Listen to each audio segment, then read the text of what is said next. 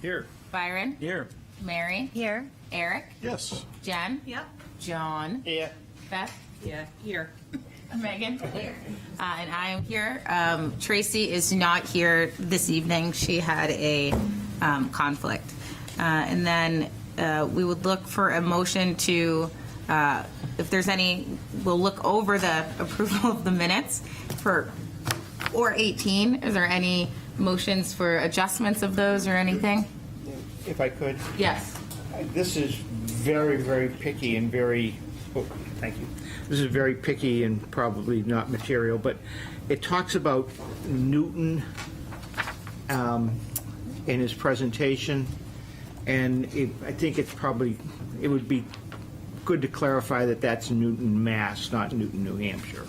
Okay. But outside of that, and again, not material. Okay. We can make that adjustment. No problem. Anyone else? Okay, so I would look for a motion to approve the minutes with the adjustment of the specification of new in Massachusetts. So moved. Second. Perfect. All in favor? Aye. Aye. Remember, we're holding up our hands. Well, that's unanimous, so. What if we hold up the Thank you. hands? Yes, yeah. Okay, and then we are, an update on the Sherburne School property disposition. Do you want to start? Or? Well, the council voted, as you know, exactly the same motion that we had to dispose of the property on a lease for permanently below market rate housing. And property is under the administrative jurisdiction of the city manager, according to our charter. So she is starting an RFQ process to see who are the qualified developers, and that will be, she'll tell that to the council Monday night for discussion, but essentially the city council has made the policy decision to have housing, below market rate housing at this site, and the RFQ process begins the disposition. So what we would anticipate is RFQ process, we decide on the best developer, and the developer develops plans, and those go to the land use boards as well as to the public. So essentially, that's moved and done. Now that's simplifying, but that was our discussion with the city manager, and she is going to develop a robust request for qualifications for developers to execute on what the council wanted to do. Okay. Are we doing discussion? Yes. Okay. So can you help educate me, the RFQ process? So how is she going to alert people that this is out there? Like, how does that work? I would look to staff if you want to take. Yeah, when we do RFQs, RFPs, we have a purchasing policy, and we put them on the website. People that bid on things usually check our website. We also can send it out to people as well, so it could be sent out if there's recommendations or someone says, hey, make sure you send the RFQ out to a certain person. That can happen as well, but generally the basics are, it goes on the city's website, it's announced, there's a opportunity for questions, so some people can write in questions to us. When we receive questions, we then post those questions. We have a time period for which they can ask questions. Once that period closes, then the RFP is closed, and RFQ in this case is closed, and then we review the RFQ to decide, who the best applicant is. We can often do interview 3, 4, maybe more, depending on how many we get in and what kind of qualifications we see. But that's the process the city uses. Okay, that's really helpful. And do we know the window of the RFQ for this? I think that's going to be a topic Monday night. Oh, okay. So we are tackling this kind of discussion prior to the city manager's update to the city council. Okay. So some of those things should be worked out, by city staff by the time the full update comes to the council on Monday. Okay. Generally, I'm so sorry, Mary. One more thing. I'm so sorry.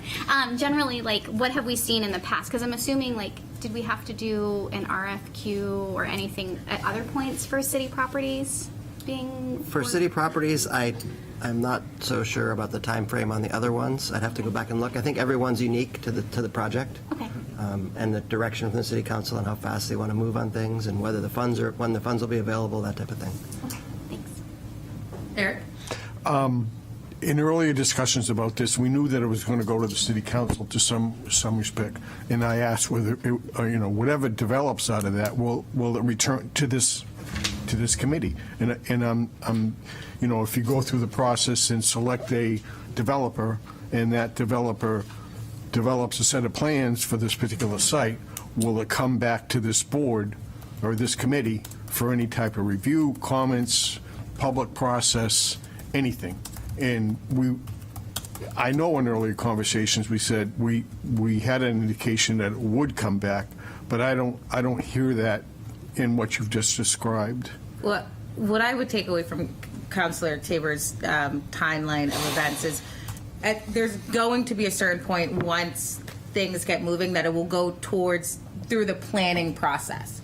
So we can figure out as a committee, once the RFQ is published, and this committee will get it, this committee can ask the council to have some type of role in the going through the qualifications and the RFQ process. But what I took away again from Councillor Tabor and what I would say is that I want to make sure that we as a committee realize that we are not TAC, we are not the planning board, we are not the ZBA. So I would not assume that it would not come to us in some way. And ideally, any partner or developer that we partner with will be responsive and want to come in and speak to this committee. I don't think, it's no offense to this committee, but I don't think we have the qualifications to gauge any type of RFQ or RFP or anything of that nature.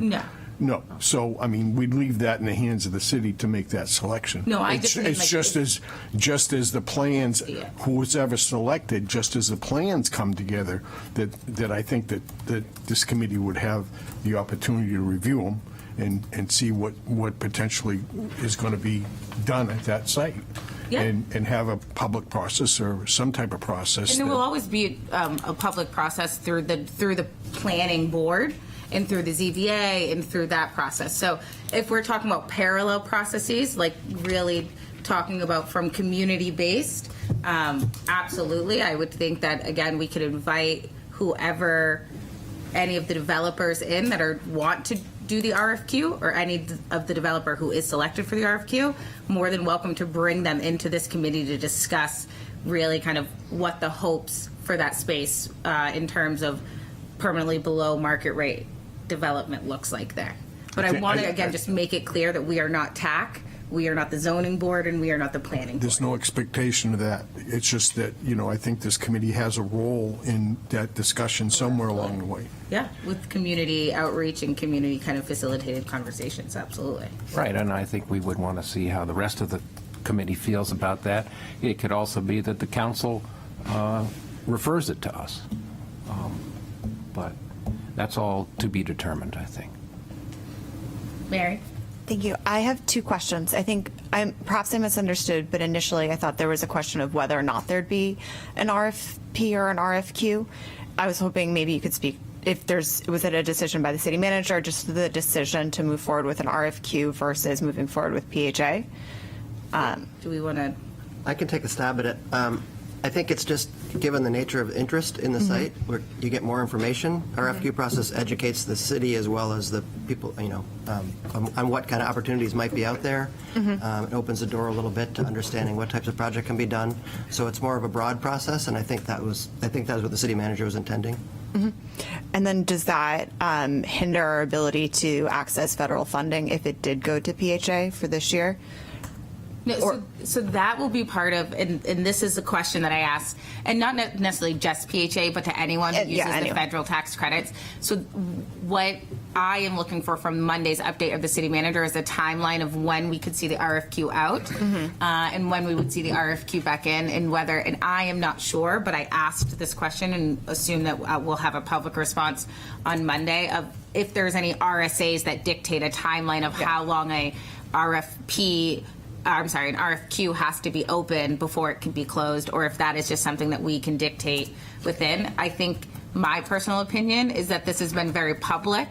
As I have always said, you can have a lot of emotions about this type of project, but surprise should not be one of them because it has been several years. So I would assume that anyone in the anyone who, whether for-profit or non-profit, who would be looking to potentially partner to build there is paying attention and would be ready with an RFQ. And the difference, could we touch on quickly the difference between RFQ and RFP? Sure.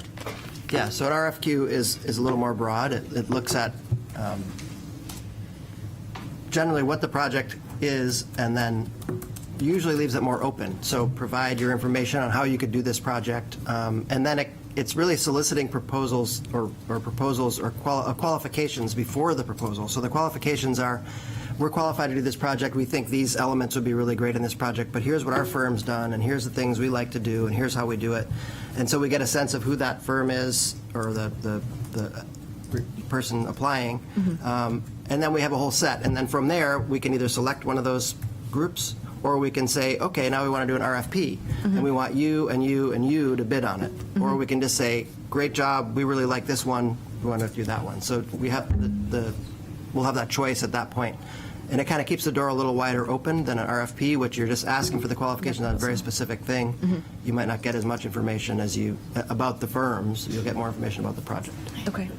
So you could, Eric, can we do first bites at the Sure, apple yep. first, please? Jen, and Who, then John. and then the you. lease for this land, is that something that the city manager negotiates, or is there a prescribed lease that's going out with the RFQ? Maybe you don't know yet, but I don't think we know. I don't think we know yet, but ultimately it'll be the city manager who would. would negotiate it. Yeah. Okay. John. Just for information, when I worked for Blue Cross, I handled almost all of our RFP and our RFQs. And, what Peter is presenting is very accurate. And the fact is, an RFP is normally very, very narrow. For instance, we're going to put out a bid for police cruisers. They're all explorers. So it's pretty easy to respond to. An RFQ is more, as Peter is indicating, what are your qualifications? But the advantage, and Peter addressed it very nicely, is the fact is that when people talk about their qualifications, they also have an opportunity to give some insight with regards to the project and how they'd address it. And sometimes I've been involved with them before where somebody went out with an RFQ with a particular mindset. And when they got the responses, they changed their whole process because what was suggested was better than what they were looking for. So again, it's a very open process, as Peter's pointing out, and it gives an opportunity to not only see who's out there, but also get their thoughts with regards to how they would address it. So. And Mary, thanks for that concern. I also raised that with the city manager, and she said, well, I said, we should try and make this time-bounded so that we make sure the federal tax credits are safe. And she said, well, that's a refinement we can do Monday night. Okay. So I think, but I hear your concern, and I think I see that's a concern of. Yes, let me echo Mary that it's imperative that this be bound by time. That we have some limits on how long this process goes. I think just because of the urgency that we've all spoken about in this group, and then thinking about the feedback from Portsmouth Listens, it's that we are so behind on bringing affordable housing. So I'd hate to see another year go by when more of our neighbors and community members are left out. Yeah. Eric, first. No, Is you this were- your first bite? No, this is my second. Eric? so- I would only, in what was described in the RFQ process, you could ultimately end up with multiple candidates, right? And then narrow the field on an RFP process? That's right. Okay, thank you. So with the RFQ, we would basically not we, I'm using that term very No, generally. we as a city. The city, I'm not, yeah. So they would kind of look and see who the best options are, narrow it down, and then at that point, the city would start looking for renderings or plans of what would actually happen. At what point does the neighborhood, like the neighbors and everything, who want to be a part of the discussion, at what point do they get involved? I think typically there's a public outreach component of any project, so it really would be guided by that. So if it's, there's input along the way that people want to see, you can give that input, but I don't think the real public outreach would happen until there was a firm selected to do the work. A firm, but not Or necessarily like a an plan. entity, I guess. Okay. Correct. Okay. Yeah. Yeah. Okay. And then that entity may look for public comment but early on with some conceptual plans, or they may go ways down the road and say, here's what we're doing, and then the public will have a chance. So, and I think there's some opportunities to weigh in on that, or you can weigh in at any point about what you'd like to see for public outreach. Okay. Yeah, I just think that has been something that's been voiced. I know I personally have voiced it many times over the last, I don't know how many months, years. And I want to make sure that is definitely part of the process. Absolutely. And I think this committee, to touch on what Mr. Anderson said earlier, I think this committee could be a good conduit for that, is to bring in, if there's a selected partner, to bring them in here and to kind of facilitate community conversations prior to, planning board X, Y, and Z, again, knowing that we are not them. Yes. Just to play off of Megan's comments there, but I mean, once it starts to get narrowed down, and when there's an illustration or some type of something in a proposal that people can see and get a feeling of, would that stay within some type of public process here, or would I've always been an advocate that we could have a meeting out at Sherburne and engage the neighborhood in this thing, because I think that's, we've seen that before, and I think it's a productive process to go through again. But I would really hope that some part of this goes out to the neighborhood, so that they can participate in the conversations. Some of these are just, there's a public process here, but not everybody can make it. But if you have some type of function where everybody can, have some focused discussion on it, I'll stop there. Yeah. I'm sorry.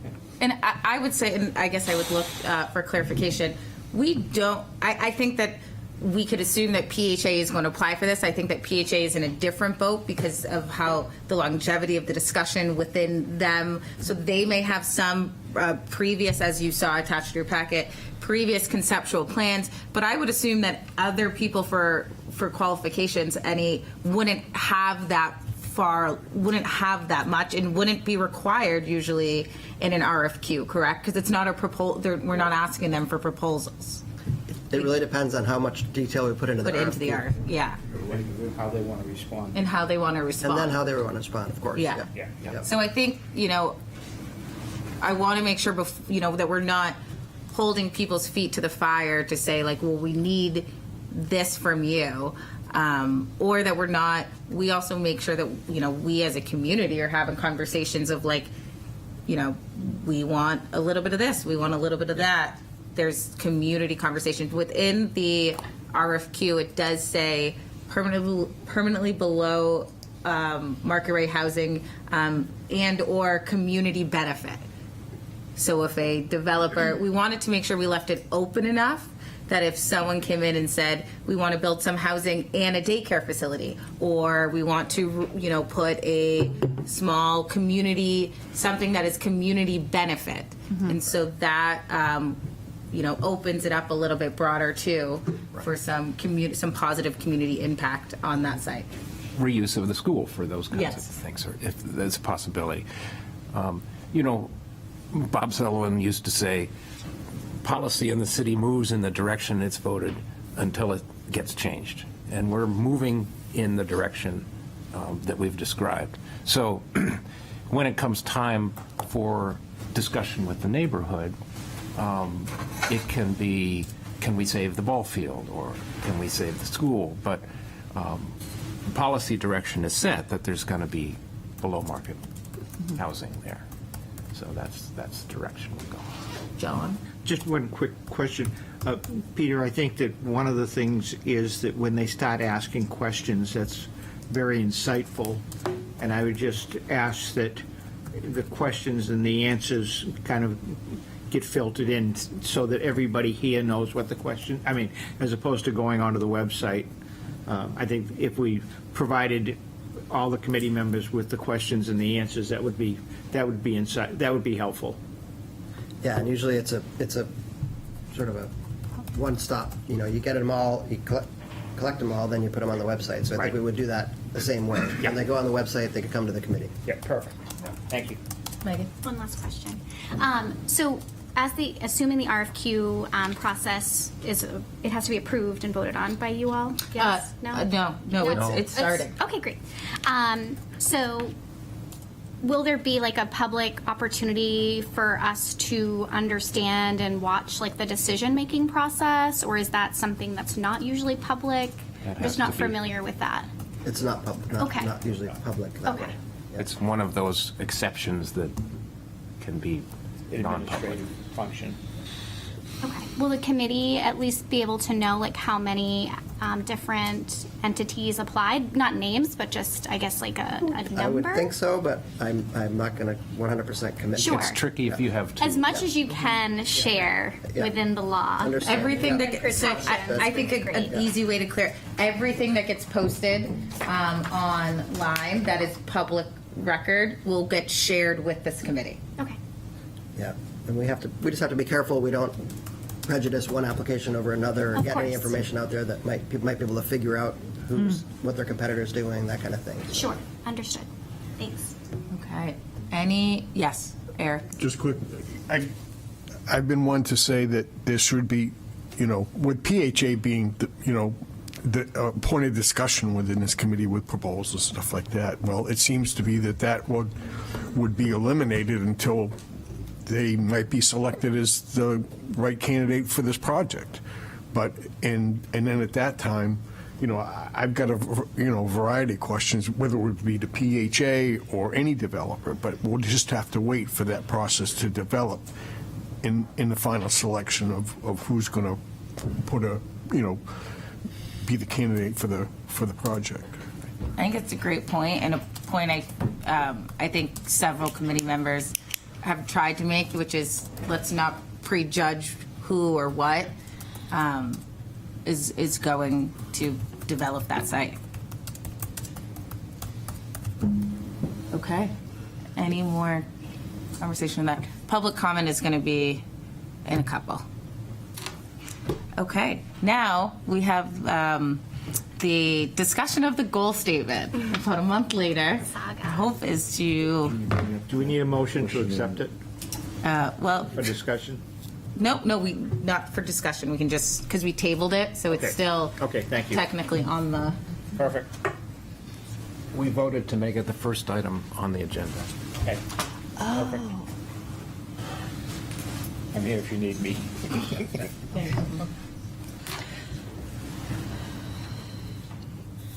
so what we have right now is a sample motion that identify, recommend, and refer to both the appropriate land use board and city council for consideration changes that will facilitate the creation within the next 2 years by public and private sectors of at least 500 permitted affordable housing options that promote a sustainable long-term housing market. Missed the word "and" between options and that.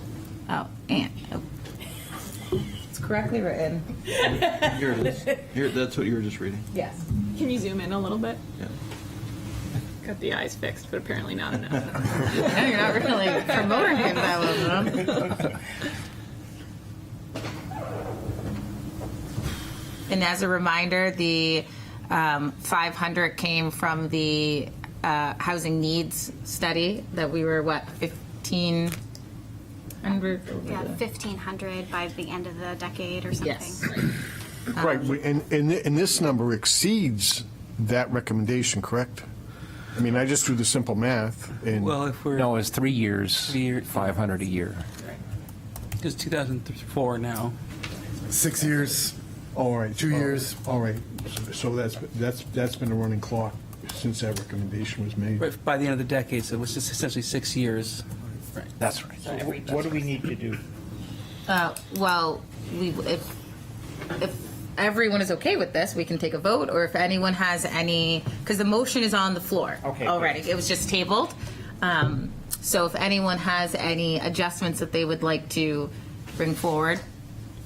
Yeah, I've expressed my opinion on the number, and we took a position on that, and that still remains in there.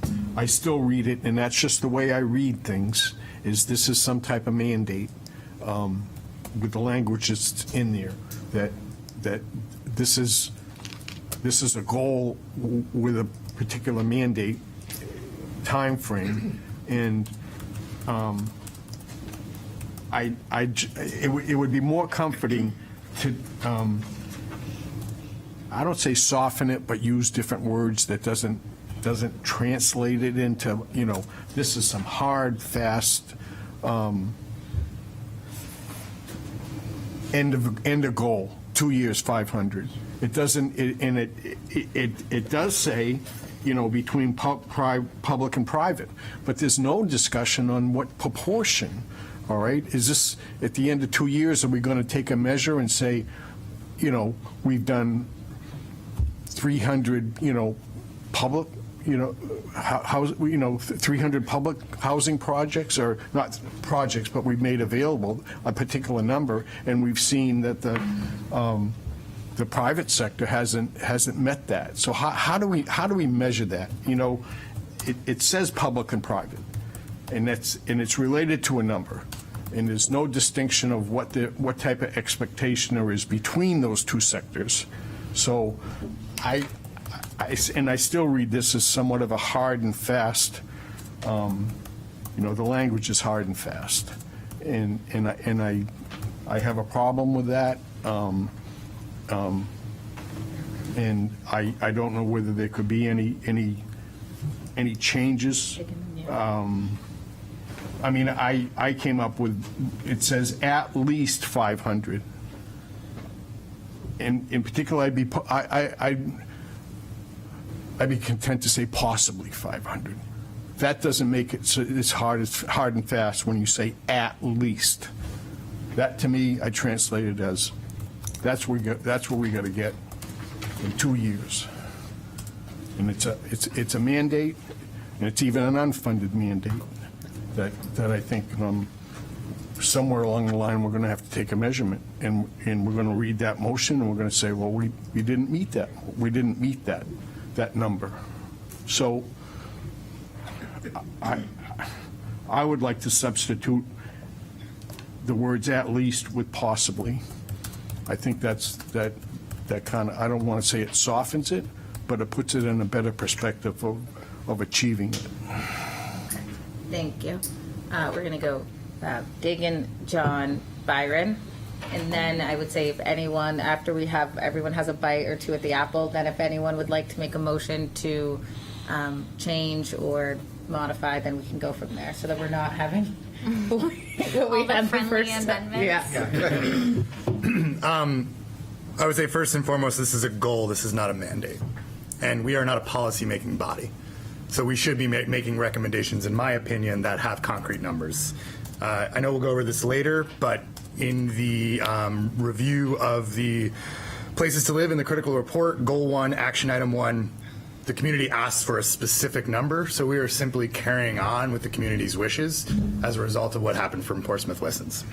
So I'd push back on eliminating our target of 500, especially if we want to eventually get to that 1,500. I'm also not certain, following Roger's rules, how we would go about this, but I know Byron and I both offered amendments to this goal statement, so I just wanted to put that out there before we made a motion on anything. I think they may have gotten lost in the jumble. I actually know they scrolled down. There was two. They're right they're in there. Byron's is fancier than mine. Oh, right there, okay. If it lost it's just empty, yeah. Those are the two.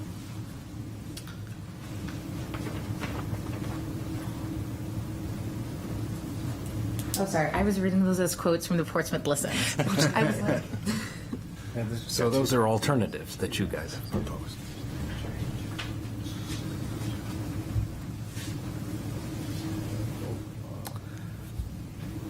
Maybe we should go, yeah. I mean, John, did you have a comment? Yeah, I just, I hear what Eric's saying, and I'm not as concerned about the 500. I'm comfortable with the 500. But I also want to be sensitive to how, can we go back to the original one, please?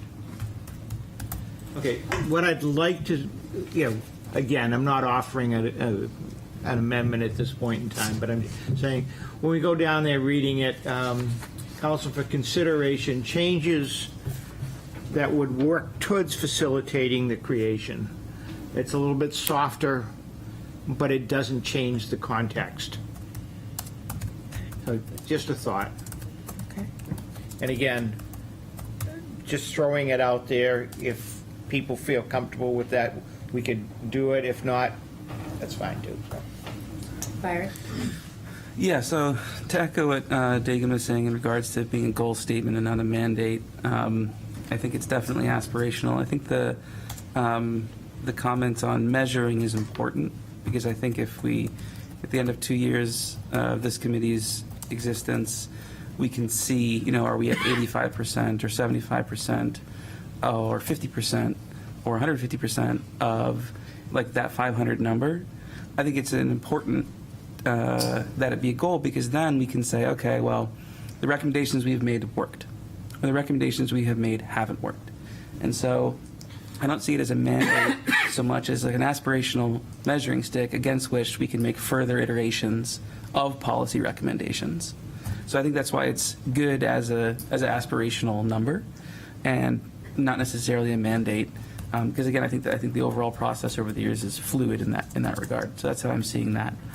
And then I guess I'll speak to my recommendation here.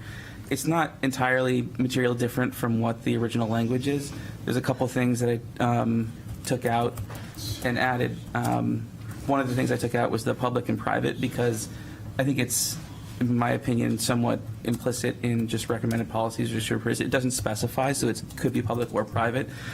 Whether or not that is in there at the end of the day or not, I don't think makes a huge difference, because I think either way, public and private is implied. And then the other thing that's, I think, is materially different here is the accessibility for all income levels in the last part of the statement. Specifically, there's been some public comments about focusing on 100% of area median income or 60%. And there's been comments around, there's a huge population that doesn't exist in those bands. And so I think, in my view anyway, as an aspirational statement of this committee, identifying those people who are living at those lower bands of the income levels is important and should be part of the statement. So that's sort of where I was coming from in the crafting of the statement.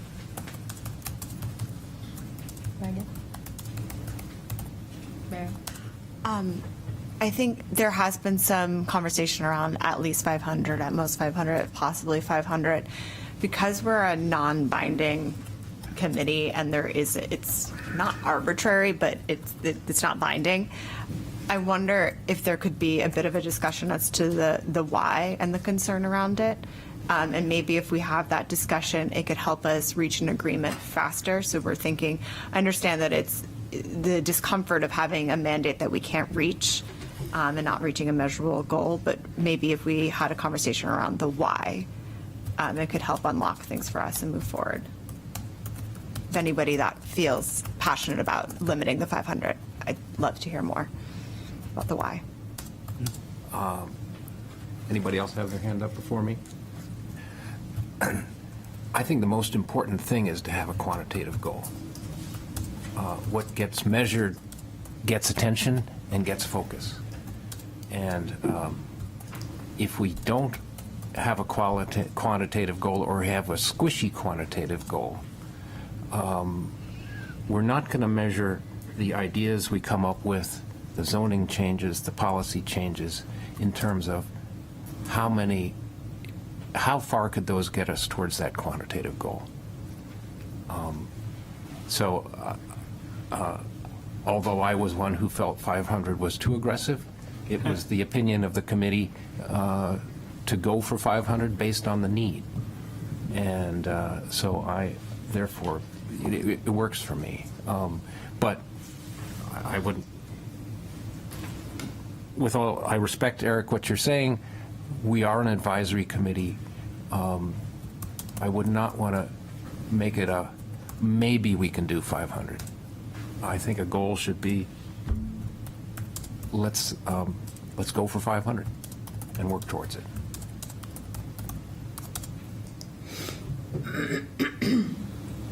Any more discussion? So we have a motion on the floor, on the table, For the, taking off the table, to approve the verbiage that we show up there as the original verbiage. correct. Okay, so that's the motion at this point in time. That is the motion that was tabled, yes. Yeah. So we can take up that motion. Well, I was just sitting here looking at the 3 different options that we've been presented with. I add one word to one of the newer ones, and I kind of think it says the same thing, but just with less words. And I kind of like it when something is less words. I know I'm an attorney. I should like more words, right? But it just, as I sit here and I read it over and over again. So recommend policy changes that would secure permits for at least 500 new units of diverse, affordable housing over the next 2 years while promoting market conditions to ensure long-term affordability and accessibility for all income levels. All I did was, instead of us recommending policies, we recommend policy changes. Because then I think it actually brings in the meaning from the original motion one, but then does it with, I don't know, maybe more direct language. But that's just my thoughts. I think that's a good change. And just to keep things moving along, I suppose I'd like to make a motion to approve these words with the changes that Beth had mentioned, with recommended policy changes, et cetera. Well, if I, Hold on, yes. to go with that motion, you got to end the motion that's Yeah, on we there gotta- we right gotta- now. So we gotta- you need to vote on, Or withdraw that motion. Who made it, do we know? Because I don't remember. Megan made it. I think Megan. we're made it. faster to be stuck on the swoop. This is being No, offered this as- would just be a rewrite. Yeah, we'll just rewrite, because, It's a Beth, I rewrite. think it was It's your too motion. complicated. yeah, I think it was, Do you want, Or Megan's, because she was the one kind Yeah. of compiling all of our word salad. I think our collective memory says Megan. Okay. Offer that whole thing as an amendment. As a- Okay, so I have to rescind it. Is that what people want us to do? Because we want to go with a different one? I say we talk about what we just talked about and see if there's enough people on board that want to Right. go in that direction first. Jen. I would be in favor because I agree with you. It's a little less wordy. Yeah. The word new, if we scroll back to Byron's, 500 new units, I think part of what we've talked about is trying to maintain existing ones. So maybe it should take So out just the word 500 new. units of diverse. Yes. okay. Yep. I agree with that. Isn't it almost 500 units that are up for, like, the question of continuing as permanent affordable housing? So wouldn't that, like, we'd achieve it right away if those were kept? So I think, Secure permits for. okay, Right. It's Okay, it's so that's- still permitted. it's not the existing ones that are, It's the Because if you're securing a permit, it's gonna be it's going to be, new-ish. Yeah, rather than- yeah, that's what I was it thinking. could be a renovation though. It's a Right. new unit. I think it's. Would still require a building permit. okay. I mean, that's what.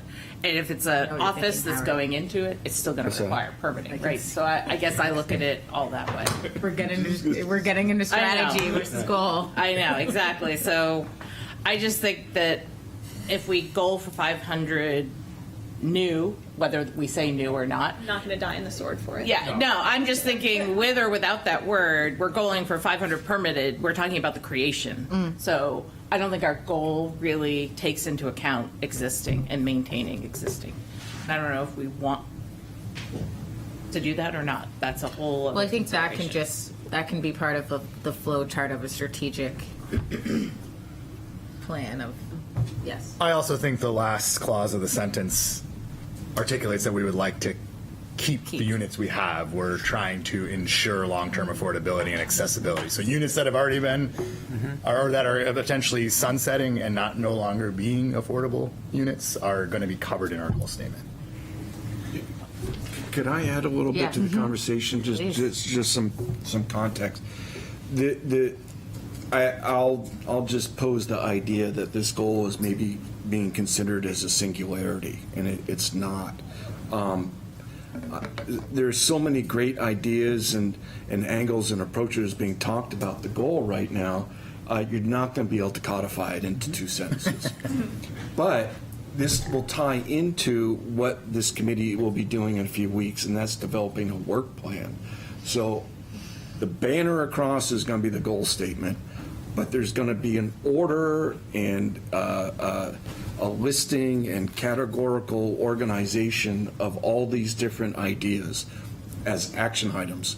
And now we're going to start thinking about, okay, so to accomplish the idea of permitting, well, what's permitting? And so that will work into the spreadsheet, what's new, what's renovation. The idea on the work plan of action items that we're going to undertake in 6 months, a year, 23 months, so we can meet the 24-month deadline and everything else. So it to help encourage a closure to this goal statement. The idea is that it won't be silencing all these great thoughts that will occur as the work plan is developed, and definitely will be flushed out. So. And not to let the perfect be the enemy of the good. Well, we have, I think, if we like the nooks and crannies, Yeah. I guess, of this one, then we have to rescind the original goal statement. It's the easiest. Yeah, cleanest way. okay, then I'll rescind it since I started trying to do all the friendly amendments. Yes. Yes, Eric? Maybe I'm stuck on it, but I think, and I don't think there should be any assumption that public and private are very important components of where we go with the work plan, where we go with any development from this goal-orientated, statement. And if we eliminate those, I don't say we cut out the private sector. It's just that it just puts more onus on the public sector.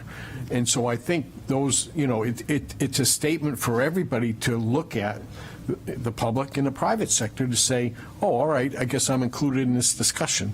But to not have it and make some assumption, I'm not particularly pleased with that. I think it ought to be stated so that people see some clarity in this motion, that it's not all, the 500 units aren't, all under the public sector. And I think that's an important part of the statement, that we want everybody involved. We want surrounding towns involved in this whole thing, and that's another discussion. But I mean, at least from this whole statement, I'll concede to the 500. Everybody seems to be, want that in there because it defines something. But including all the participants, I hear what Howard's saying, but if we go with some type of work plan, or how do we go with the work plan for the public, for the private sector, But at least we can say that. That's all I'm going to say. I would like it to be. I would like public and private to be included into any motion. Okay. Byron? So I'll say this. I think, so it's interesting because when I took out those words, I was actually thinking the same thing. I was coming from the perspective of wanting to make sure that we weren't focusing too much on the public side of things. And that so the spirit of me taking that out to some degree was me thinking, like, making sure the private sector is, that we, and so if we want to bring those back in, because that's like the concern of the committee member, I'm fine with that. I don't think it changes, if that helps us get to unanimity on this, sorry.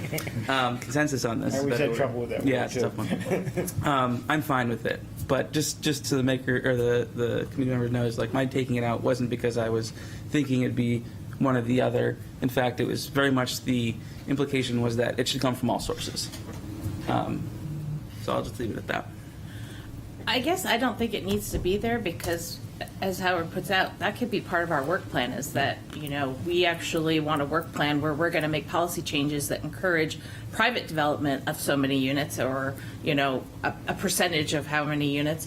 And we look towards our public, what we have and how many it can accommodate. So I sort of feel like that becomes a sort of starting point of the work plan. So it's not really a necessity to be in our goal. It can be part of the weeds that we get into down the road. I think we're in the weeds already. Trying to stay out of it. So we've rescinded the first one.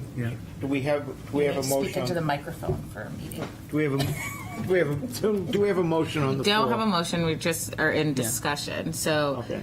if someone would like to make the motion. I will make a motion that we recommend policy changes that would secure permits for at least 500 units of diverse, affordable housing over the next 2 years while promoting market conditions to ensure long-term affordability and accessibility for all income levels.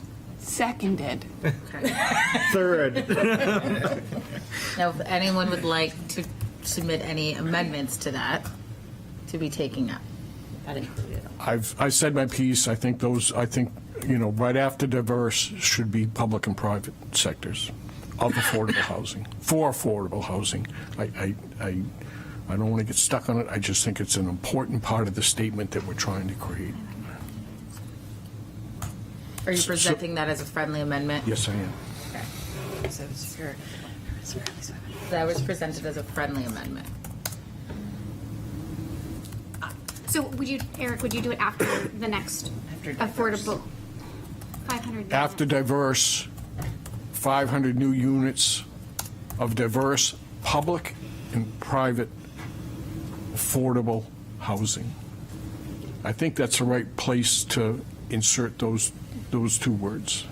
May I make a friendly? Maybe somebody has some better ideas, but if that gets incorporated into the motion. Ooh.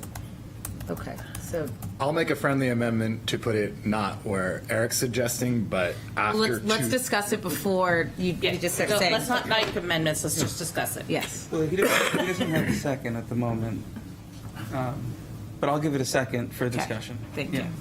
I think, I think it's you were before me. You had started. I was just going to, from a grammatical perspective, I think the correct phrasing would be after housing, because we are describing the housing as diverse and affordable, and then we're saying the next prepositional phrase is by the private and public sector.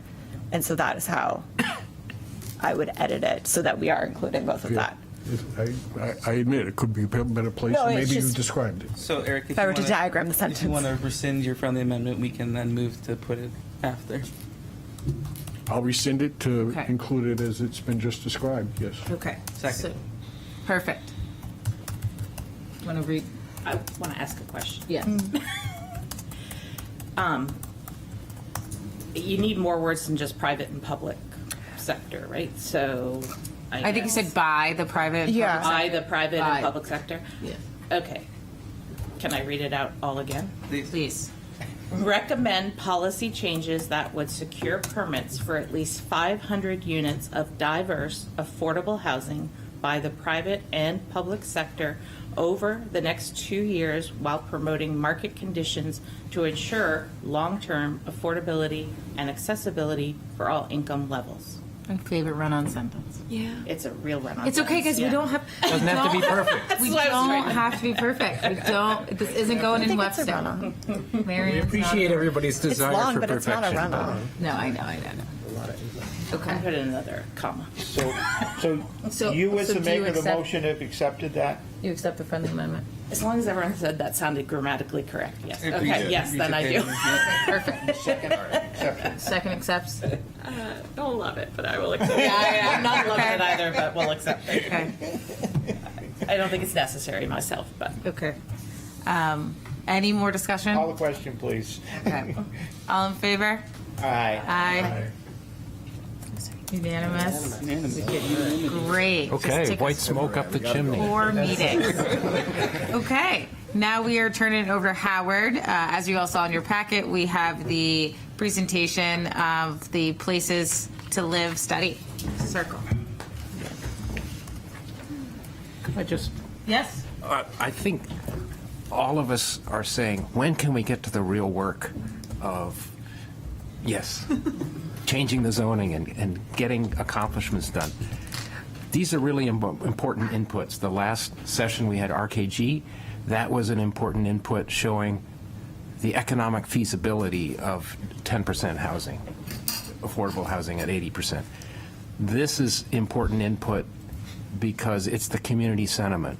And it's really how far the community is willing to accept changes. And I think that's important input.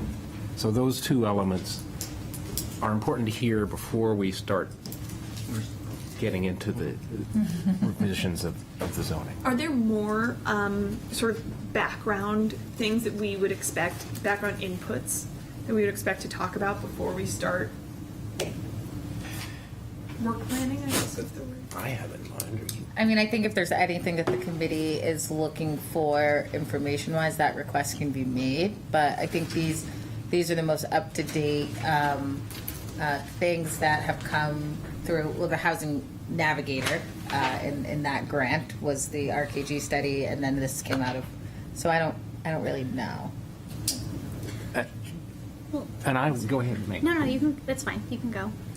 I would see us developing a work plan where we look at how we can move the needle. Is there more city land that we can put into permanently reduce income-controlled housing? Are there zoning changes, and which are the biggest impact zoning changes? And are there private solutions like we just had the Christchurch example, where a community nonprofit stepped up. So I think with these inputs, then we start to look at what are the levers we can pull, and we need a work plan for that so that our successive meetings and maybe some smaller work groups task that out. Megan? So I was under the impression, just based on a couple of other meetings that we had, that we were going to hear back from the planning board, and we were going to get some information about sort of maybe some plans that had tried to go through but either couldn't get off the ground because of current zoning, or understanding what the barriers have been. I know this addresses a piece of it, but just kind of hearing it from the city I think is important to me. Understanding our infrastructure, I know that's something that's come up a lot, and where we're at currently, and what can we sustain with our current setup, and what would we need to do to be able to sustain more in other areas. And then additionally, I was hoping that we would get the gentleman from the Seacoast Workforce Housing Coalition Nick. to come Yep, meet he's with coming. us. Okay. I just want to make sure that we get the opportunity to learn more as a group, so we're all kind of have the same educational foundation Yeah. to make sound recommendations to the city council. So I would see that once we develop our work plan and we know, this is going to take, we're going to dedicate 3 or 4 months for this, 5 or 6 months for this, 13 months or 23 months for this. Once we have that workflow, then we'll be able to, because one of the things that, at least as one of the chairs that I heard at the beginning, was we're getting so much information. Well, so then the idea of a work plan and workflow was, okay, instead of throwing this all on all of us at one time, when we start to build our work plan of, okay, we're really going to start talking about permitting and things that have worked and haven't worked, okay, then we will bring in we can bring in Rick Chelman, we can talk to the planning, obviously department is here, we can look at some of the permitting issues. When we talk about some of the projects that have failed or succeeded, okay, then we can bring in Nick from the Workforce Coalition, then we can bring in the New Hampshire, as we talk about, in the work plan, what it's like for public-private development, then we can maybe bring in, if the committee wants more understanding, from the New Hampshire Housing Finance Authority. So part of when we're going to learn information, I think, is dictated by how we develop that work plan. Okay. Is that okay? Yeah, that makes sense. Is that Yeah. John? Yeah, And then we're and- going to hop to this because we are. Oh, yeah, just a couple of quick things. I know that some people at various meetings have brought up situations, and I would hope that we're keeping track of those and that we would get some feedback. For instance, just to take one off the top of my head, the former mayor was talking about, abatements. I mean, I don't even know if that's something that there's enabling legislation for. But, again, if we can get, somebody keep track of all of those various things so that we can kind of get a report at some point in time. Put things in a parking lot. Yeah. Eric?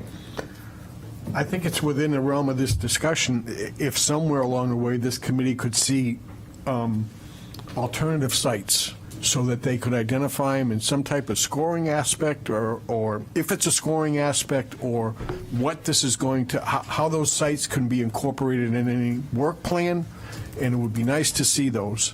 I think as a committee, we can look at them. I don't particularly know, To me, that but I would want to see them to see what develops out of anything, any progress we're going to be going.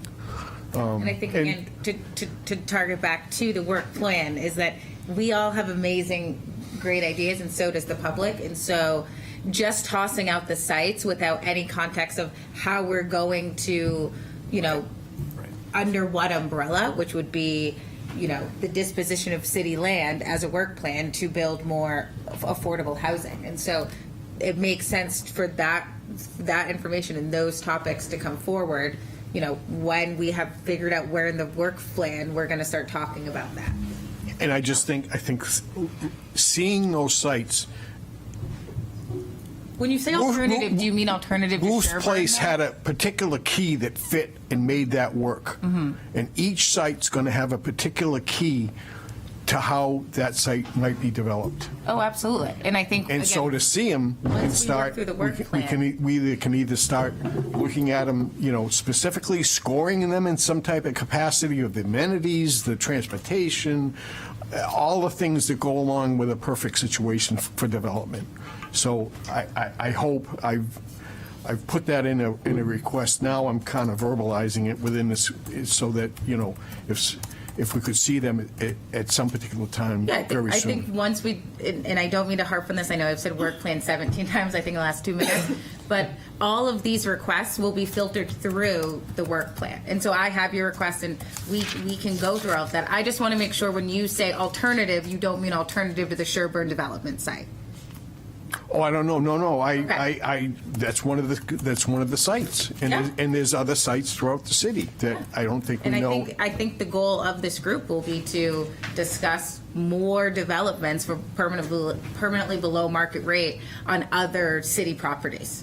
Absolutely. That is my goal for this committee, to eventually in the work plan have, I think it's been very clear of the council that the council hopes to develop more permanently affordable housing on other parcels of land, starting with the Sherburne School and then looking at other larger scale parcels of land. I know that there has been conversation of why aren't we looking at some of the land that the police department looked at. They're completely different metrics that the land use committee used, that the police working group used. They used completely different metrics.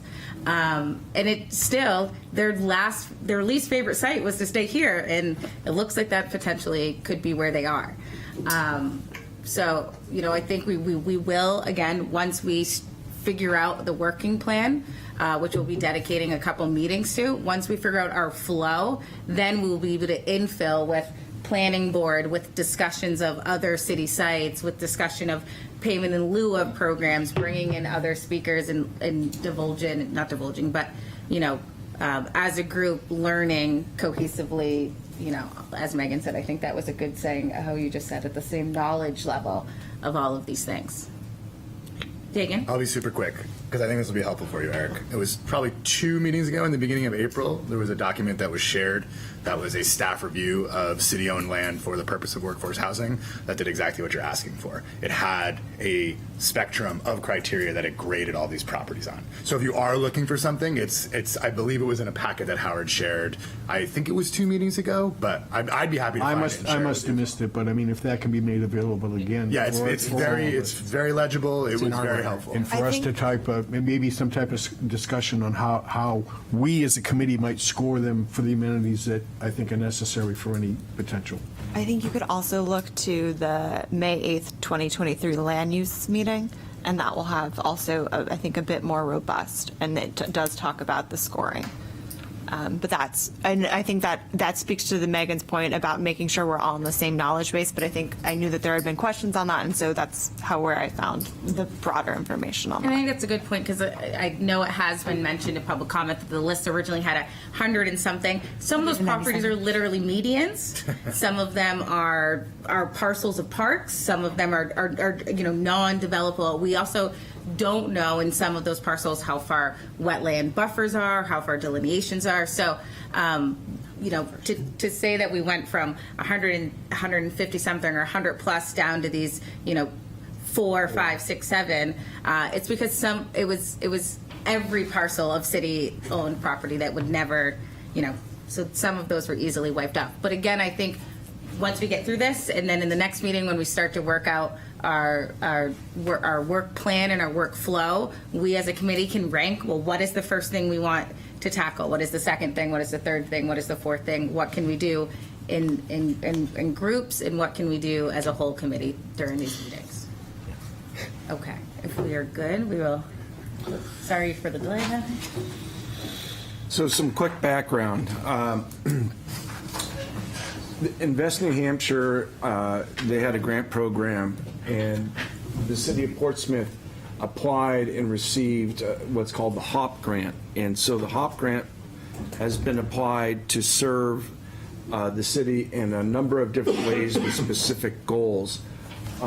One of those was to go out and seek from its citizens input about the housing crisis. So when the grant was put together, the scope was informed by a number of previous initiatives that have been undertaken. There were specific goals that were written into the grant that the city rewarded, and there were specific outcomes and deliverables. This public engagement process and report is one of those deliverables, and I just wanted to quickly reiterate how this effort was one that was undertaken that wasn't funded by the city. So there's a certain independence and belief that what the findings aren't being necessarily influenced. And so what we did as the housing navigator pursuing the grant in this study was we engaged Portsmouth Listens. I know this is a little bit of a quick review. You were all part of or aware of the presentation that happened before the Joint Committee of the Planning Board, but I just wanted to reiterate how it was a collaborative effort. And so when we developed this engagement process, we came up with a dialogue statement. There was a little bit less debate about this goal than what has gone through with this, but there's a certain amount of similarity. But there's also the idea of finding out directly from the citizens what the housing issue is, with the hope of outcomes being what are we going to tell the city to do about it. So the dialogue process, I want to make sure everybody understands how comprehensive this was. The steering committee got together. We did an outreach, an engagement effort. So outreach is going out, knocking on doors and saying, this is coming up. Engagement is going out and speaking to people and doing some what would be referred to as informant interviews. And that in some way, Megan, is when we have someone of expertise come in here, it's a certain amount of key informant interviews. These people are specialized. I went out and met with about 30, 35 people to start developing some of the questions in the process. So of the 145 participants, there are 14 groups, and to break out the math, if there are 10 citizens who spoke for 2 hours over 4 nights, that's 800 hours worth of work. So there's a lot of effort that the citizens put in. We were considering each study circle as a marketplace of idea, and we intentionally mixed this group of people with ideas that were different from each other. So everybody it just wasn't a group who were very focused on this type of housing. It was going to be all types of people of all types of social, economic, and addresses around the city. So there's a very free and open trade of ideas, thoughts, and perceptions. So we had the kickoff event most of you are aware of. One thing that we also did is we went out and we did supplemental engagement with 5 different entities around the city to make sure that the people that were either unable physically or had a difficulty of accessing these different study groups, we went to them. And these were the people that were maybe more on the fringe, couldn't speak up, didn't have the ability to, so we made sure that all the voices were heard. So you all received in your packet the written report. Maybe this is something that we could have used, I think, before the start. But for this study dialogue effort, a goal is described as a desired outcome of the community to provide direction for future decisions. So that was what I approached with these study circles participants. An action is described as an effort the community will undertake to meet that goal. So in the instance of this dialogue, when these groups are writing up their report, what does the group hope Portsmouth will accomplish in addressing the housing choice issues? Provide supporting narrative for each goal to explain how the goal could be implemented. Those were the directions given to these groups. And what I've done quickly here, and you saw the report, in the appendix, each of the groups have written in their own words and own thinking, own organization, what they see as goals, what they see as actions for the city to do. The front end, it's not necessarily an executive summary, but the summary in the beginning that you saw, I boiled all that down to about 11 goals. And so we'll just quickly go through greatest potential use of undeveloped and underdeveloped properties. So that's a goal. It's pretty broad based. Improve, expand, and support a diverse transportation system. Some of these groups saw a solution to housing being more about improving the transportation of people getting there, which was interesting. And then one group had a special interest about climate. So they broke down the actions. Adopt specific targets for this broad goal so that progress can be measured. Well, that's kind of what we're doing with the goal statement, the 500. One that's currently going through is Action 7 to Goal 3, encourage a diversity of housing unit development in gateway districts. The planning office has worked with the planning board and the city council to work on modifying the gateway district. It's been spoken about, I think you're quite an advocate for addressing the idea of parking. So it was spoken about in the Goal 7.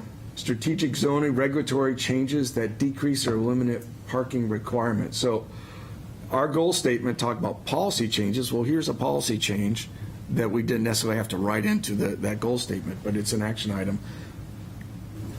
So I took all those actions, all those goals, and put them together, but there were some of these fringe, some of the ideas that were hanging out in other places. So I organized them as themes. And so many people in these study groups said, you got to take immediate action. You got to continue with the outreach and engagement. You got to think about the demographics of this when you're dealing with the housing. Think about housing densities. One theme that was consistent throughout is that by the end of the engagement process, they had a much more collective viewpoint that was addressing what they had been thinking was oppositional. So many of the themes that were developed were, we've come together, we've reached some consensus, and then climate. So I went through that very quickly because I had also sent an email out to the participants to see if they wanted to come and speak personally to the committee about their thoughts on housing and what they learned from the process. So please read through the report. You're just not going to learn everything from the summary. That's just a little bit more of a technical organizational. If you go through and read each of those 14, you're going to hear in their own words of what people want to see done with the housing. So that's it. Thank you. And I can say, as Howard touched on, we had a joint work session with the Planning Board and City Council where these groups did their report out. And it was, it was very interesting for myself to see in real time, that people were learning the things that I was learning, right? That, we can't do this because of zoning. We have tried this. We've eliminated this zones. And what is happening also for me, I look at what is comparatively happening in other municipalities. And it's important too, and what we can do if this group, I don't know why I just thought about this, but if this group wants, we do have a legislative, because some of these things that we're talking about, like eliminating parking and certain things like that, there are bills in upzoning, there are bills currently tracking through Concord that kind of our double-edged sword, which is removing municipal control, which we still want, but for the purpose of trying to potentially build more housing. So if this committee would like, and would like a request, I can try to make sure we have, updates every few meetings from Attorney Farini, who does our legislative things, so that if we can, if anything housing-wise is getting traction, there is also the Homnibus bill, which, if based on Senator Perkins Coca's track record with the Omnibus, some of that should get passed, including, as we've touched on, the office conversion. But if this committee would like any updates on those, we can make sure they're included every few meetings. Please. Yes. I just want to quickly add, the report that was included in your packet has been posted to the city's website. I've done it in color, and I've done it that's black and white, so it's printer friendly because it's so long. If someone wants to print it out, they don't use up 2 cartridges of color. But also, there was a request at a previous meeting that if the report that was presented by RKG, that's been posted, the presentation has been posted, and we start trailing back to some older documents. But this is where any items that are reports and housing related are going to be posted live. So. And I'll say, as a member of Trees and Greenery, we try to ask you to upload them and not print them. Okay, any discussion? Yes. I just have, it seemed like there was a little bit of the spirit was sort of like directing towards staff around requests for things to go into the work session. And so I just wanted to add a little bit to that. So there's maybe this is a wild book report that I'm sending you all out on, but something that I've tried to, or wanted to do research on, and I think would be really interesting and important in the work that we're doing, is understanding the history of the zoning changes that have gotten us to this point. So, and maybe this is something that's already been talked about, but I think intent around those changes and like a timeline of those changes is really informative to changes we want to make, right? I mean, anecdotally, I spend my time changing big systems, and I need to understand why the system exists this way in the first place. And so intent is really important in that process. So I just want to make that request to the staff. I think that's great. I actually, in a conversation with planning staff, and I bring this up all the time, is that we could not build Atlantic Heights. So if we wanted to have high density, smaller units in a development like that, what zoning would we have to change? What within our zoning would we have to change to be able to allow us to build a development like that again? I know I keep. Well, now Peter and I are laughing because we're like planned unit developments. That's what needs to be changed. Yeah. Or the Yeah, it's a PDU. And so that will be one of those things to me, again, I know I've said it now, I think 23 times, when we go through develop the work plan, asking questions like that will then determine, where in priority and where in that workflow these things really start getting addressed.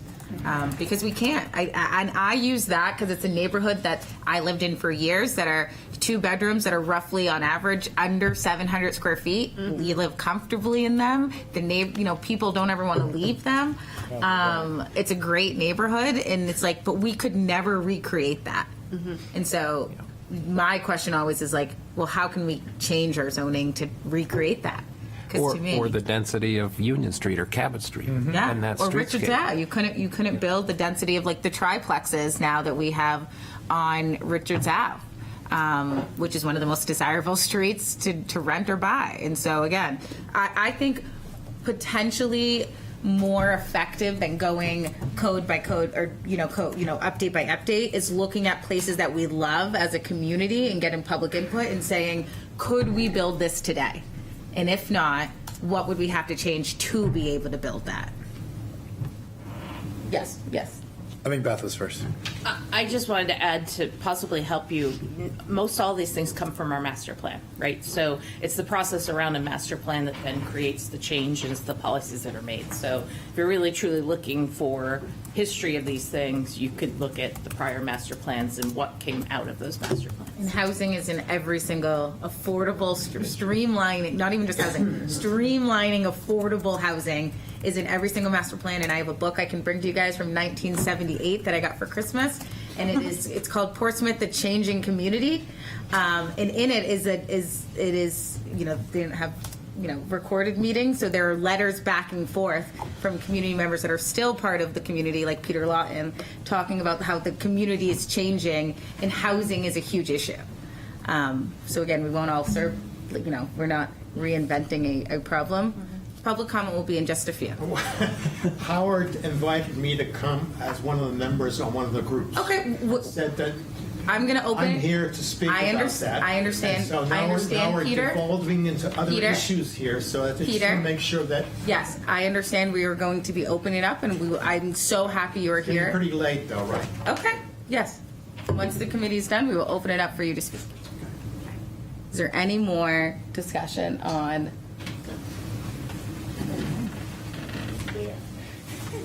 Public comment is open. Peter, I would invite you to come up as one of the participants. Okay. If I could just ask those who are here, who was involved in any of the groups for Portsmouth Listens, sir? Raise your hand if you're So- committed. So I'm just trying to recap some of the things in my group that I didn't hear Howard mention. I'm sure they're in there somewhere because it's a big report. Peter, if you please. Yeah, sit sorry, down. okay, yeah. Thank you. Just state your name for the Yeah, record. sure, yeah. Peter Somsich, 34 Sweat Avenue. So I wanted to add to what Howard mentioned in briefly going through the final report. And at least in my group, Group G that I was in, a couple things that I'd like to underscore, and like I said, I don't know if it's in the big report or not, but I want to underscore them. Number one, we discussed a lot employer responsibility for building workforce housing. A lot of places in the state are already doing it. Dartmouth Health, for example, and Lebanon, Manchester, Dover. Employers are getting together and pooling their resources and building housing for their employees. The big difference is if you just build housing for everybody, then anybody from the state and maybe even out of state can come live there. But when employers build that, it's for their own personal workers because they're complaining that they don't have enough housing, right? Another thing that came up, and this applies in particular for Pease, when you see how many people work there and how many employers are there. If all those companies and the restaurant businesses, the hotels got together and pooled some resources, they should be able to build stuff on their own for their workers. That would be a good step, and we mentioned that many times. Regarding transportation, in our group, we felt that was a really key to connecting the neighborhoods, but also connecting opportunities to live in different places in the area. But that transportation connection is not just for Portsmouth. We envisioned that it would connect to Coast and to Wildcat Transport, all those that are already there, that we build out that network to include more Portsmouth transportation, but link it to the grid that's already there. Another issue was the fact that many people in my group said, there needs to be some type of protection for the neighborhood communities who don't want their neighborhood to be significantly changed or disrupted by things that don't fit into the neighborhood. And this is something very important to most people personally, since their homes are often their biggest assets. And finally, we mentioned that we don't hear too much discussion about what we think Portsmouth can do in the way of how much can we grow? What's the limit of Portsmouth's population, the resources, water, sewer, all those things that we have? There's the limit that we think we can? I mean, we can say we want to build so many more housing units and so forth, but in fact, at some point, we run up against other things like water and sewer and infrastructure and so forth. So we're a town with not much real estate available, as we know, and that needs to be considered, that there are limits to what we can do, and that should be also something that we should address directly. I thought, and this is going back from the report to the comments that were here before, there are a lot of things about the discussion you guys had regarding the goals of this group here, and I think there are some real important definitions that need to be squared away. Again, I thought we had started ignoring the word affordable housing because it's not really a defined term unless you define it. Say, what exactly is it? We know what workforce housing is defined as. We know what market-based housing is. Affordable housing is not really a defined term unless you guys want to define it. And so I think we should make sure that people know what we're talking about. When we build housing that is below market, as we're talking, and we're looking for bids for outside companies, then we need to be aware of the fact that often when that gets built, the people that can live there are not just Portsmouth residents, maybe New Hampshire residents, maybe even out-of-staters. So are we building these things for our local needs, or are we building them for future people who want to live here, whether it's in the state or out of the state? We need to be clear about that, because when we do below market housing and we encourage this, like what the developer we're looking for, then there is a tax impact to taxpayers here, because we're giving away property taxes, revenues that we're not going to be getting as an exchange for building such units. So we need to know what the impact is of these things and who is going to be benefiting from them. And finally, just one last question that I have to Peter Bricks. I think that when we go out for a bid, are there any limits to which developers can apply? For example, developers that have sued the city, are they eligible to bid in this process or not? We certainly can limit who we select. I don't know about who can apply.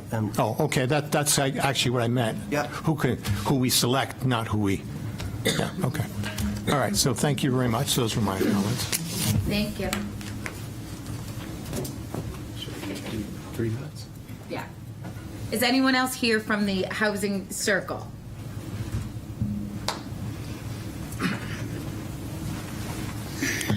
Peter Huda, 2A South Street. What group were you? Just so I can. Jay. Jay. I'm going to divert a minute because I want to ask the same question that Peter just ended with. On the RFQ and RFP process, generally, my understanding was, and I hope this is for everybody else in here that doesn't fully understand this, to help me. So on an RFQ, I understand that you're looking at qualifications to build a project. When you said about an RFP, I don't understand how you could put out an RFP without a plan. So if you don't have a plan and you don't have a design, how do you know who's qualified to build that? Oh, right, sorry.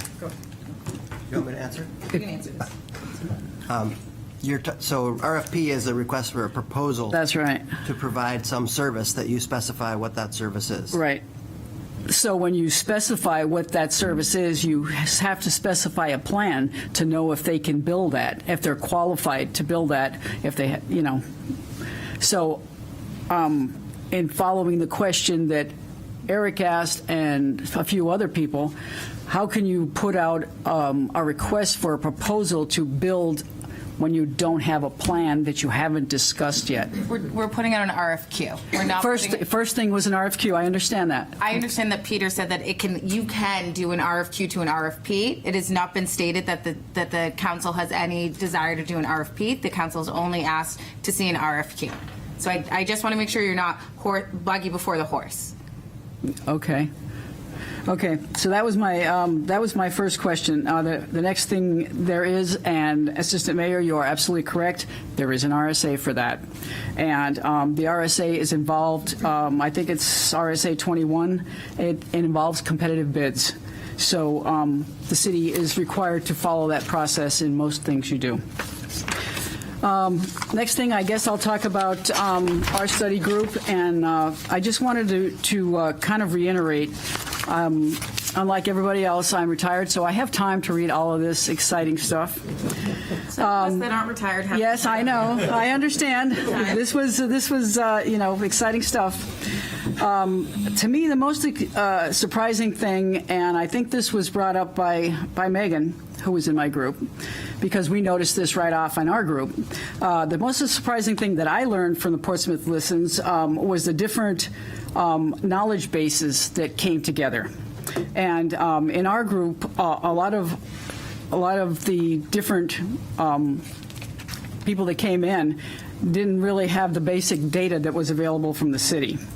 And when I reviewed a lot of the summaries here, in reviewing some of the summaries, most of the group reports were saying the same thing. To give an example, somebody asked for marketing data to be produced. All of this data is on our city website, of a lot of this stuff. That's 3 minutes, Peter. Pardon me? Just keep it in your heart. Just keep going. Okay. So basically, this contains a lot of the data on the demographics, on how much property there is. On page 7, there's all little pictures about what the size of Portsmouth is and what land is really available. It takes you down to all of everybody who lives here and all of the demographic information that was very important for all of these sessions. So I would encourage everybody to read one of those.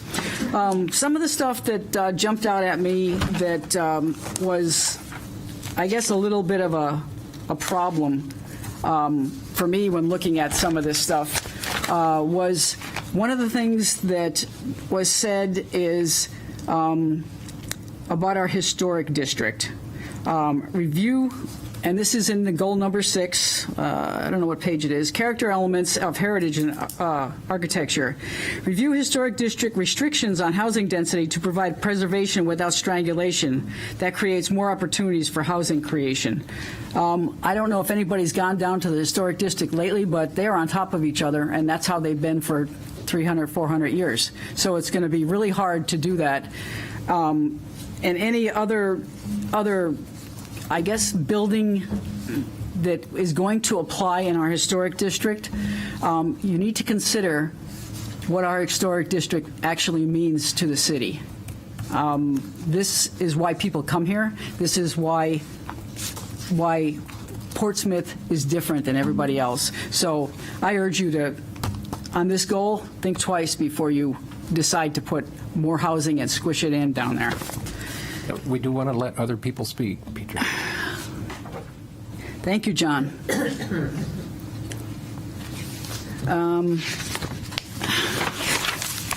I guess I'll let you go because John interrupted me. So, thank you. Thank you, Peter. Next speaker. Name for the record, please. You know. And for the record, Jim Smalley. And I apologize, I can't remember which group I was in, but it was a great group. It was either C or D. One of the things that I like the diversity ideas that we received, but I'm going to start with what I think are the weaknesses of what was done. Byron, for example, is asking for background. That we've got a lot of data, but we didn't get context. I can give you a history lesson on housing. You know, it grew out of the old tenement and new tenement laws in New York City back in the 1800s. You then had New York adopt zoning laws in 1910. You had the Euclid decision in 1926, on and on and on. Out of this, however, and I can go on and on for that, I'm not going to, but if you approach zoning from the perspective of cost drivers, root cause, why is housing expensive more than it needs to be? Right? These are, and most of it is city-imposed requirements, not just the city, but everywhere, that artificially increases the cost. Right? You have to ask, what are you willing to give up? First, how about mandated parking minimums? Right? How about height restrictions? Right? We're not running out of sky. We are running out of, yeah, right? How about minimum lot sizes? Minimum setbacks? Maximum floor area ratios, single-family zoning, right? Form-based conforming requirements, right? Add to cost. Separate and exclusive use zoning, right? Overlay districts.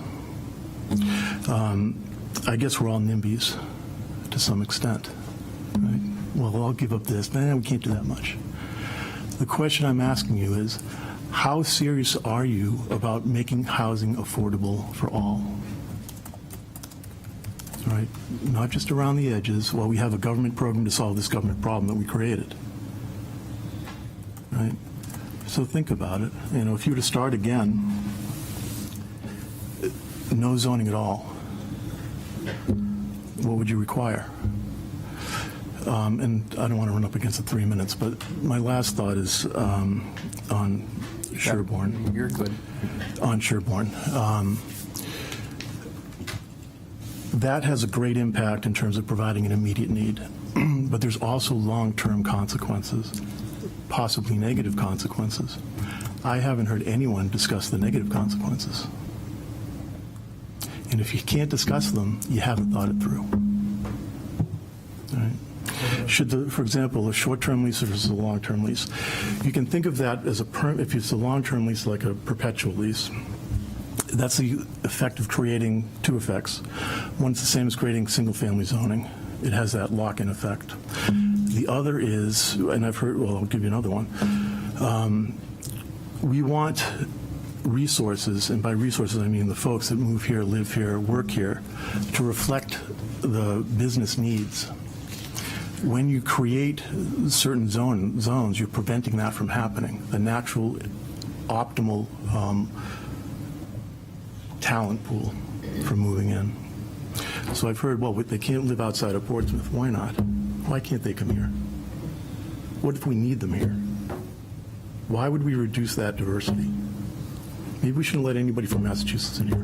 You know, why create these artificial barriers? The micromanagement is the killer. Right? Don't overthink it. Make them broad. You know, I've been advocating since day one that we should have housing. I don't like the term affordable housing because it has the government connotation. Housing that is affordable for all at all income levels. The planning board does a great job in terms of planning, but I don't believe they have a mandate to plan for affordability and look at those consequences. Right? So that's my take. But those sessions were excellent, by the way, the circles. Thank you. Thank you, Jim. Yep. Next speaker. Any other speakers? Manny?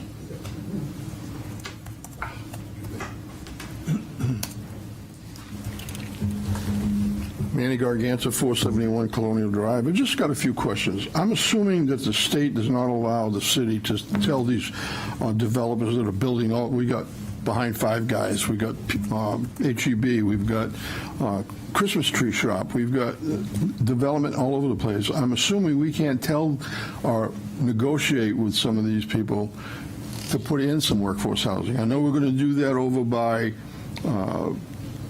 McKinnon's. I think there's 4 units in there. Big whoop, but it's better than nothing. Is that a law in the state of New Hampshire? You can't negotiate with these people to say, you want to build? Give me X. Give me 4. Give me 5. That would go against your 500. Can't do that. Can you? You can answer. No, I know it's not interactive, but that's the only way you get any We answers. can't mandate it. Okay. We cannot mandate it in our zoning. We incentivize for it. So if somebody wants a bigger building or whatever they want, that's how Cinemagic is giving us 20% of the units are being sold at workforce housing levels. Well, they're giving us a little green. negotiation, but they have to actually want to take advantage of the incentives. Wouldn't that be worth doing some of that?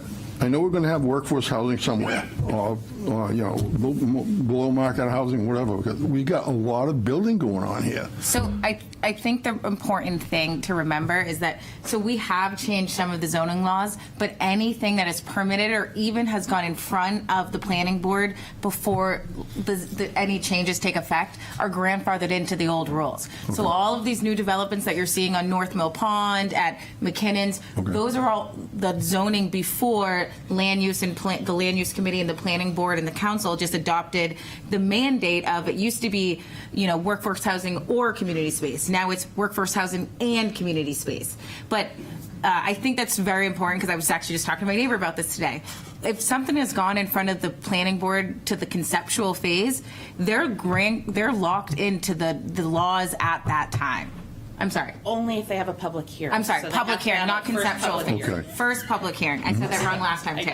Just didn't want to say something wrong. No, yes, thank you for correcting me. First public hearing. So I think that is some of the struggle that we as a community need to, and it's the education base that has been talked about, is that, the things that are happening on North Mill Pond were permitted years ago. And so they are going off of the old zoning laws before we had any type of more aggressive. But we cannot do, and this was what we touched on in our last meeting, the state of New Hampshire does not allow for mandatory inclusionary housing, which on average is about 10%. You would mandate that 10%. I will say what we did learn in one of our first meetings is that when you actually look at the apartments built, around 10% of them, I think it's 9% of the units, technically fall under affordable. So even if we had inclusionary housing, based on the amount that have been built, the amount that we got would fall under that. We're trying to exceed that. Does that work into the one by Christmas tree shop? Was that prior to? They have not had a public hearing. No, right. That's what I mean. Now, we're looking at maybe 200 or 300 units out there. It'd be nice to get just a few. Yes. And that would come off of that 500. Correct. And so I think that's an important fact, is that, every unit that it gets built that will fall under this 500, and I think it goes to Eric's point, is that this 500 does not just fall on us as residents and as a city to work out, but the zoning that we have. It took about a year and a half after the recommendations worked through planning board for them to finally get to third reading. So we can change the 500 to 450 because Mr. Welch is going to build 50 over by the thing. Yeah, so we're down. They're already 50 ahead. And if we have, depending if they're looking for any type of variances over there, maybe we can get 30, 40, 50 over there, depending on because if they build by right what they're allowed to, then we have no leg in the game. Right. You also have Service Credit Union that made a statement that he was going to build some type of workforce housing on those 26 acres that was just rezoned. Yeah. I'm hoping. I want to tell you, I sat through your meetings in land use about the 195 down to 11 down to 5. We ought to look at those 5 again. We will. All right. Thank you. I appreciate it. Thank you. Any other speakers? If I can just add one comment, there is going to be a charrette process that Service Credit Union is putting together now, so more information to come on that. Yes. I also, any more public comment speakers? Okay. Before we leave, I just want to let you know one of the requests that came from Mr. Anderson was to discuss with our surrounding communities. I've recently talked to Somersworth. They actually have an affordable housing committee much like ours.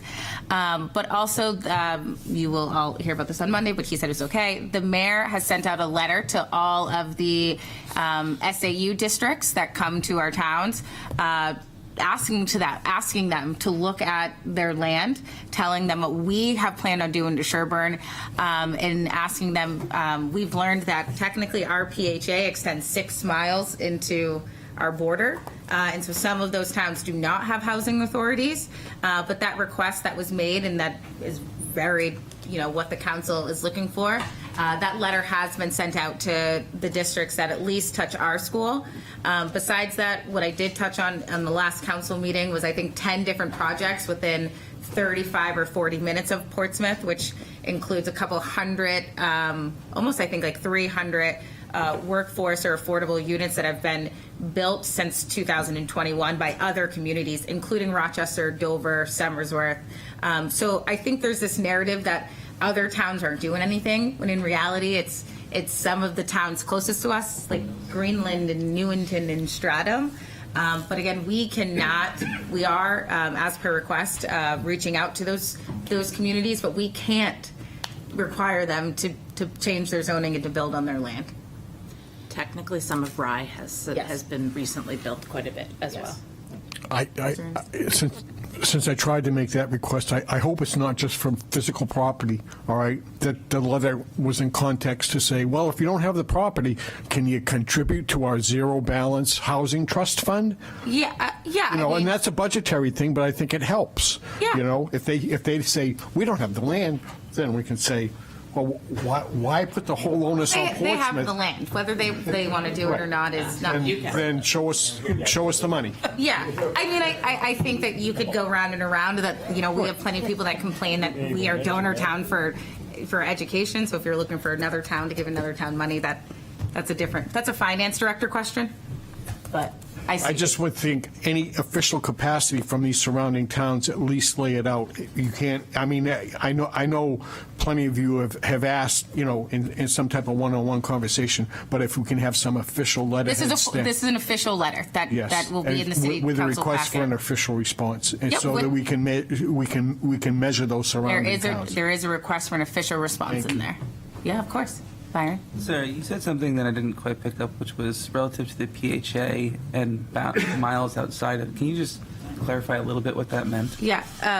So my understanding, my very loose understanding, is that PHA technically, the housing authorities have a 6-mile radius, so they can, if a town wants them to, and they don't have their own housing authority, like we would never, not never, but it is unlikely that a housing authority is going to cross into another jurisdiction. Right. But a community that doesn't have one, our housing authority could do projects within that radius.